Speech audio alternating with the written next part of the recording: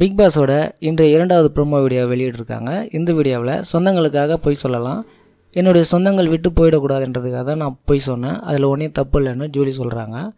உடனே காயத்ரி கோவக்காரின்னு பேர் எடுக்கலாம், ஆனால் இளிச்சவாயின்னு தான் பேர் எடுக்கக்கூடாதுன்னு அவங்க பங்குக்கும் ஓவியாவை வெறுப்பேற்றிட்டு இருக்காங்க.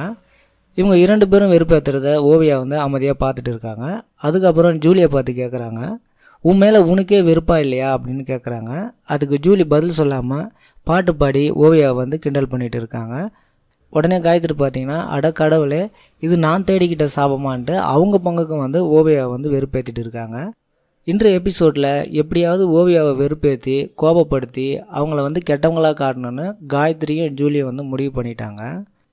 வாரம் வாரம் ஒரு கமல் சார் இல்லை 10 கமல் சார் வீடியோ ஆதாரங்களை போட்டு காட்டினாலும் இந்த காயத்ரி ஜூலி என்ற ஜென்மங்களெல்லாம் திருந்த போகிறதே கிடையாது போல்.